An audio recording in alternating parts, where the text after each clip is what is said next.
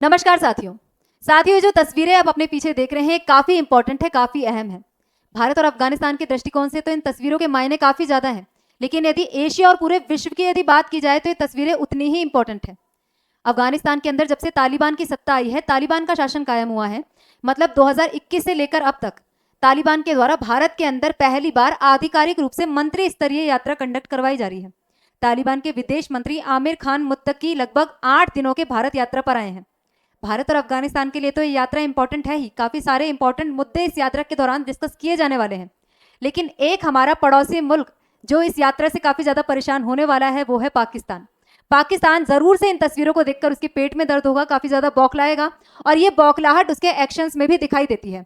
आगे आने वाले सेशन में हम लोग डिस्कस करने वाले हैं कि पाकिस्तान का रिस्पॉन्स इस यात्रा के लिए किस तरीके का रहा है, साथ ही पूरे विश्व का किस तरीके का रिस्पॉन्स इस यात्रा को लेकर रहने वाला है, भारत और अफगानिस्तान के लिए यात्रा किस तरीके से अहमियत रखती है, सारी ही चीज़ें आज की सेशन में डिस्कस करेंगे। तो चलिए सेशन की शुरुआत करते हैं। मेरा नाम है चारू गुप्ता और मैं स्वागत करती हूँ आप सभी का चारू एजुकेट्स पर।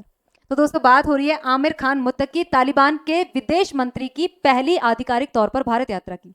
आप देख सकते हैं काफी सारे न्यूज इस चीज को कवर कर रहे हैं, काफी सारी सुर्खियां आप इस चीज पर बनते हुए देख सकते हैं, क्योंकि ये यात्रा है ही इतनी इंपॉर्टेंट, काफी इंपॉर्टेंट है। तालिबान की तरफ से पहली बार आधिकारिक तौर से भारत की यात्रा की जा रही है और भारत के द्वारा इस चीज का काफी अच्छा वेलकम भी किया गया। इनका वेलकम भारत के अंदर किया गया। रणधीर जायसवाल है जो कि एमईए के स्पोक्स पर्सन है, उन्होंने यहाँ पे सोशल मीडिया के जरिए इनका भारत के अंदर वार्म वेलकम किया। अब यहाँ पे ऐसा नहीं है कि पहली बार भारत से तालिबान की किसी तरीके की बातचीत हो रही है, कोई बातचीत तालिबान से पहले नहीं हुई, ऐसा नहीं है। भारत के अंदर पहली बार बातचीत हो रही है, भारत के अंदर आधिकारिक यात्रा पहली बार हो रही है, लेकिन पहले भी तालिबान से कम्युनिकेशन चैनल्स हमारे खुले रखे गए हैं। दुबई के अंदर जनवरी में भारत के विदेश सचिव विक्रम मिस्त्री की आमिर मुत्तकी से मुलाकात हो चुकी है। इसके अलावा आप देखोगे कि ऑपरेशन सिंदूर के बाद एस जयशंकर के द्वारा आमिर मुत्तकी को कॉल किया गया, आमिर खान मुत्तकी को कॉल करके धन्यवाद प्रेषित किया गया। अब धन्यवाद क्यों दिया गया? क्योंकि ऑपरेशन सिंदूर के समय आमिर खान मुत्तकी ने पाकिस्तान का पर्दाफाश करने में, पाकिस्तान के दुष्प्रचार का पर्दाफाश करने में भारत की सहायता की थी। उस समय पाकिस्तान के द्वारा ये दुष्प्रचार फैलाया जा रहा था कि भारत के ड्रोन्स या फिर भारत की जो मिसाइलें हैं वो अफगानिस्तान की भूमि पर घुस गई हैं, अफगानिस्तान पर हमला कर रही है। तब उस समय आमिर खान मुत्तकी के द्वारा कहा गया कि पाकिस्तान के द्वारा सफेद झूठ बोला जा रहा है, इस तरीके का कोई भी हमला भारत के द्वारा अफगानिस्तान की भूमि पर नहीं किया गया है, पाकिस्तान झूठ बोल रहा है। तो इस तरीके से पाकिस्तान के झूठ का पर्दाफाश इनके द्वारा किया गया। तो इस वजह से एस जयशंकर जी के द्वारा कॉल करके आमिर खान मुत्तकी को धन्यवाद प्रेषित किया गया कि पाकिस्तान के झूठ का पर्दाफाश करने के लिए आपका बहुत बहुत धन्यवाद। पहलगाम हमले की जो निंदा आपने की है उसके लिए आपका बहुत बहुत धन्यवाद, आपका भारत में वेलकम है। तो उसी समय पर भारत में आने का न्योता एक तरीके से आप कह सकते हैं इनके द्वारा आमिर खान मुत्तकी को दिया गया था और आज के समय पर आमिर खान मुत्तकी की भारत में 8 दिवसीय भारत यात्रा ऑर्गेनाइज करवाई जा रही है। यूएन के सैंक्शंस इनके ऊपर लगे हुए थे, यूएन के प्रतिबंध इनके ऊपर लगे हुए थे, क्योंकि आप सभी जानते हैं कि तालिबान को एक टाइम पे टेररिस्ट ऑर्गेनाइजेशन कंसीडर किया जाता था। तो इसी वजह से इनके ऊपर सैंक्शंस लगे हुए थे, उन सैंक्शंस को हटा दिया गया है। अभी के लिए छूट दे दी गई है, जिसकी वजह से इनकी भारत यात्रा यहाँ पे पॉसिबल हो पाई है। अब अफगानिस्तान की या फिर तालिबान की भारत यात्रा के समय सबसे पहला मुद्दा जो बना वो फ्लैग्स को लेकर बना। आप सभी यदि ये जानते हो कि एक प्रोटोकॉल चलता है कि जब भी दो प्रतिनिधियों की मुलाकात होती है, दो विदेश से प्रतिनिधियों की मुलाकात होती है, भारत के और तालिबान के प्रतिनिधि आपस में बैठेंगे तो झंडा इनका अपने देशों का पीछे लगाया जाएगा। अब भारत के पीछे तो भारत का झंडा लग जाएगा, लेकिन तालिबान के प्रतिनिधि है वो चाहते हैं कि अफगानिस्तान का ये जो ऑफिशियल फ्लैग है ये ना लगाया जाकर तालिबान का फ्लैग यहाँ पर लगाया जाए। तालिबान इस फ्लैग को मान्यता देता है, वो चाहता है कि ये वाला फ्लैग तालिबान और भारत के प्रतिनिधियों की जब मुलाकात होती है, जब हम बैठेंगे बातचीत करेंगे तो पीछे ये वाला फ्लैग लगाया जाएगा। अब दिक्कत क्या है, एक फ्लैग ही तो है, क्यों नहीं लगा सकते? भारत की तरफ से यदि बात की जाए तो अभी के लिए हम इस फ्लैग का इस्तेमाल नहीं कर सकते, क्योंकि भारत के द्वारा अभी तालिबान को आधिकारिक मान्यता नहीं दी गई है। यदि ये फ्लैग दोनों की मीटिंग से पीछे लगाया जाता है तो इसका मतलब कि भारत ने तालिबान को आधिकारिक तौर पर स्वीकार कर लिया है, तालिबान की सरकार को आधिकारिक मान्यता भारत के द्वारा दे दी गई है। तो इसलिए अभी इस चीज पर विवाद चला। अब एस जयशंकर की और आमिर खान मुत्तकी की मुलाकात हो चुकी है।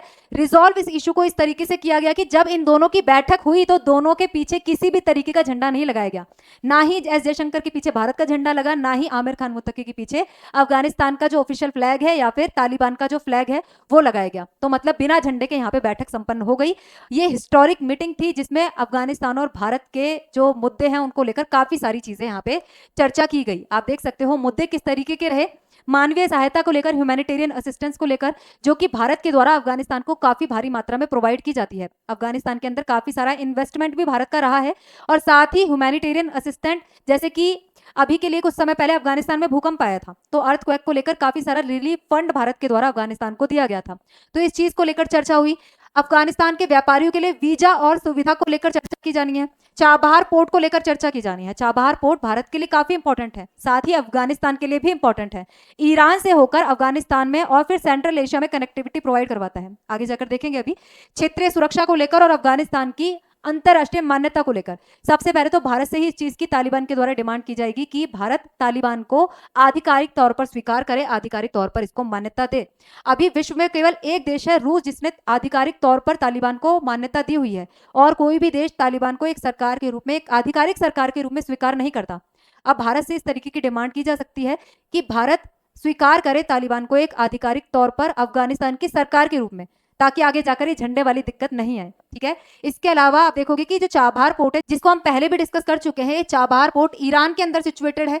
ईरान से फिर यहाँ से होकर जाते हुए देखो भारत से इस तरीके से कनेक्टिविटी मिलेगी जिससे पाकिस्तान को यहाँ पे बाईपास किया जा सके, क्योंकि पाकिस्तान से डायरेक्ट कनेक्टिविटी हमको प्रोवाइड करवाई नहीं जाती, पाकिस्तान हमें कनेक्टिविटी देता नहीं है, तो इसको बाईपास करने के लिए हमने ऑल्टरनेटिव रूट चाबहार पोर्ट के जरिए खोजा। चाबहार पोर्ट जो कि ईरान के अंदर है, फिर ईरान से इस तरीके से होते हुए अफगानिस्तान के अंदर एंट्री मिलेगी, फिर अफगानिस्तान से पूरे सेंट्रल एशिया की कनेक्टिविटी भारत को चाबहार पोर्ट के जरिए मिलने वाली थी। वही चाबहार पोर्ट है जिस पर सैंक्शंस यूएसए के द्वारा अभी लगाए गए हैं, या फिर जिस पर जो वेवर भारत को दिया गया था उस वेवर को अभी के लिए खत्म कर दिया गया है, जिससे कि ईरान को यहाँ पे कंटेन किया जा सके, ईरान को यहाँ पे सीमित किया जा सके, लिमिट किया जा सके। यूएसए के द्वारा अभी हाल ही में ऑपरेशन सिंदूर के बाद से पाकिस्तान को कुछ ज्यादा ही फेवर किया जा रहा है, पाकिस्तान को कुछ ज्यादा ही सपोर्ट किया जा रहा है, साथ ही भारत के अगेंस्ट काफी सारे एक्शन यूएसए के द्वारा लिए गए हैं। हालांकि यहाँ पे इस तरीके की रीजनिंग दी गई है कि हम ईरान को सीमित करने के लिए, ईरान को कंट्रोल करने के लिए चाबहार पोर्ट पर आपके वेवर को खत्म कर रहे हैं, लेकिन काफी सारे और भी एक्शन ऐसे हैं जो यूएसए के द्वारा भारत को नुकसान पहुंचाने के लिए लिए गए हैं। उसमें से एक ये भी है कि चाबहार पोर्ट पर जो सैंक्शंस यूएसए के द्वारा नहीं लगाए गए थे उनको अब वापस से यहाँ पे इम्पोज कर दिया गया है। चाबहार पोर्ट से भारत के द्वारा जिस भी तरीके का व्यापार किया जाएगा, अब यूएसए के द्वारा उस पर हर तरीके का टैक्स, टैरिफ वगैरह सब चीजें यहाँ पे लगाई जाने वाली है। तो ये पोर्ट भारत के लिए काफी इंपॉर्टेंट है और अफगानिस्तान के लिए भी पूरी तरीके से कनेक्टिविटी के दृष्टिकोण से।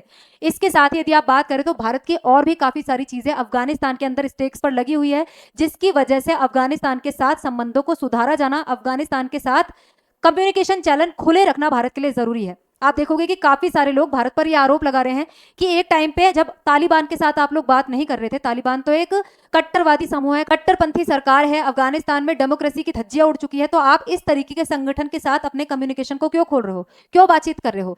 लेकिन इन लोगों को ऐसा समझना होगा कि राष्ट्रीय हित से ऊपर कुछ नहीं है। यदि आज के टाइम पे अफगानिस्तान के अंदर तालिबान का होल्ड है, तालिबान की सरकार है जो कि अफगानिस्तान को काफी अच्छे से रूल भी कर रही है, तो क्यों नहीं भारत अफगानिस्तान में तालिबान के साथ अपने कम्युनिकेशन चैनल्स को खोलेगा, क्योंकि भारत के राष्ट्रीय हित में ये जरूरी है। भारत ने कितना सारा इन्वेस्टमेंट आप देख रहे हो तालिबान अफगानिस्तान के अंदर किया हुआ है, तो इस इन्वेस्टमेंट को सिक्योर रखने के लिए, इस इन्वेस्टमेंट को बनाए रखने के लिए, साथ ही सेंट्रल एशिया में कनेक्टिविटी के लिए भारत को ये जरूरी है कि तालिबान से या फिर चाहे कोई और भी सरकार आए उससे कम्युनिकेशन चैनल्स खुले रहें, उससे बातचीत होती रहे।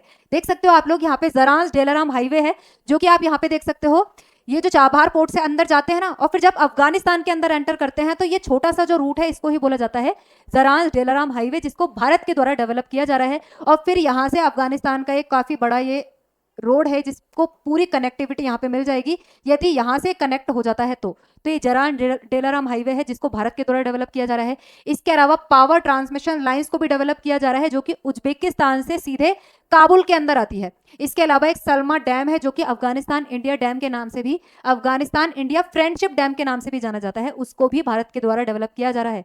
तो कितना सारा इन्वेस्टमेंट अफगानिस्तान के अंदर भारत का है बताओ। तो तालिबान की सरकार से यदि हम कोई भी बातचीत नहीं करेंगे, सारे कम्युनिकेशन चैनल कट कर देंगे, तो इनकी सुरक्षा कौन करेगा। तो यहाँ पे नेशनल इंटरेस्ट में जरूरी है, साथ ही कनेक्टिविटी के दृष्टिकोण से जरूरी है कि भारत अफगानिस्तान के साथ संबंधों को अच्छा बनाए रखे। और अफगानिस्तान तो हमेशा से प्रो इंडिया रहा है, अफगानिस्तान के लोग भारत को बहुत चाहते हैं, भारत के साथ काफी अच्छा संबंध रखना चाहते हैं। साथ ही तालिबान की सरकार भी जब से आई है तब से वो सभी देशों के साथ अच्छे संबंध बनाने पर ध्यान देती है, जबकि पाकिस्तान को ऐसा लगा था कि जब तालिबान की सरकार आएगी तो तालिबान के साथ उनके संबंध अच्छे रहेंगे, तालिबान को अपने प्रभाव में ले लेगी, क्योंकि आइडियोलॉजी दोनों की मैच होती है।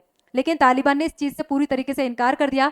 पाकिस्तान के प्रभाव में काम करने से पूरी तरीके से इनकार कर दिया। तालिबान अपनी स्वतंत्र विदेश नीति अपनाता है, साथ ही पाकिस्तान को किसी भी तरीके का फेवर करने से वो ऑलरेडी इनकार यहाँ पे कर चुका है। अब इस चीज़ से ही बौखलाया हुआ पाकिस्तान लगातार तालिबान के ऊपर आरोप लगाता रहा है। अब आज की ही खबर आप देखो कि अफगानिस्तान के अंदर एयर स्ट्राइक करवाई गई है पाकिस्तान के द्वारा, और पाकिस्तान के सरकार के द्वारा बोला क्या गया है, Afghans has always been loyal to India, मतलब अफगानिस्तान के लोग भारत को पसंद करते हैं, भारत के प्रति लॉयल रहते हैं, पाकिस्तान के प्रति इनका किसी भी तरीके का अच्छा रवैया नहीं रहा है।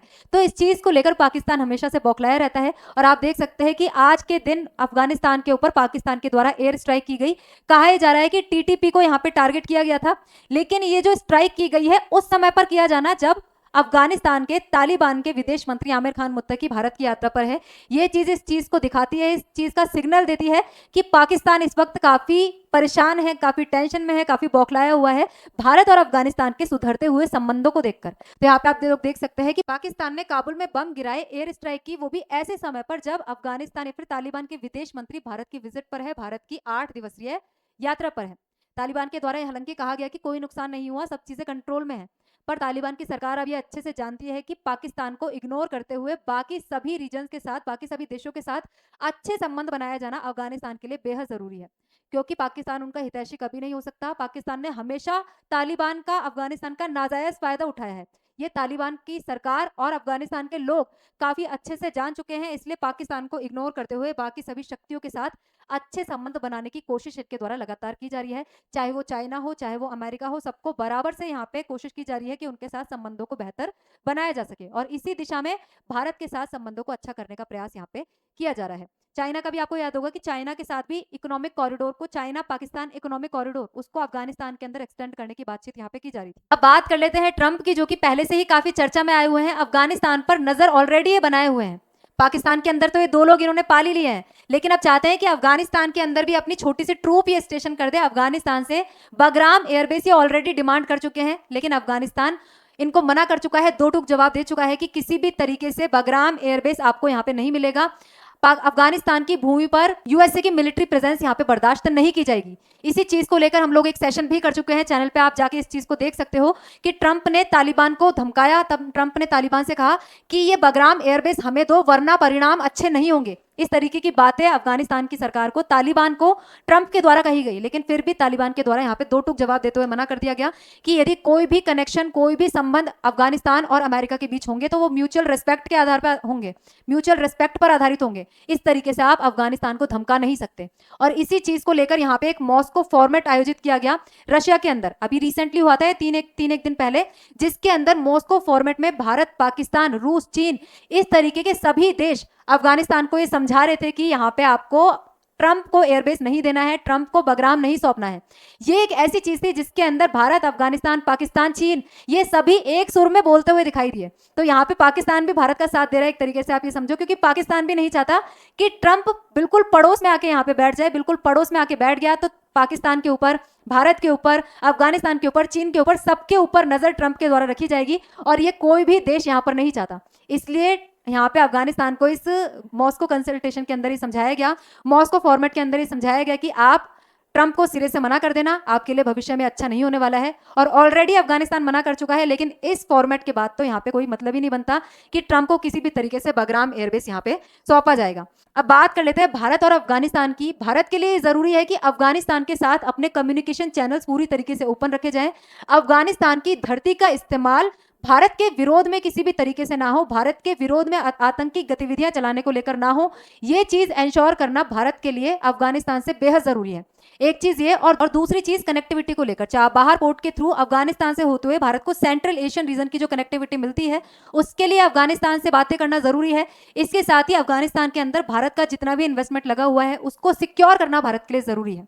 अब ये सारी चीजें यदि भारत इस बातचीत में इंश्योर कर लेता है, इस बातचीत से अपने हक में निकाल लेता है, तो ये यात्रा यहाँ पे पूरी तरीके से सफल मानी जा सकती है। और भारत और अफगानिस्तान के संबंध यदि अच्छे होते हैं तो पाकिस्तान को कंटेन करने के लिए, पाकिस्तान की बौखलाहट को बढ़ाने के लिए काफी अच्छा संकेत भारत के लिए हो सकता है। आगे देखेंगे, अभी तो 8 दिन के लिए इनका पूरा दौरा बाकी है। काफ़ी सारी बातचीत यहाँ पे होने वाली है। ताजमहल भी जाएँगे, देवबंद का दौरा भी करेंगे। जो भी चीज़ें निकल कर आएगी, आगे अपडेट्स के माध्यम से आप लोगों के साथ डिस्कस की जाएगी।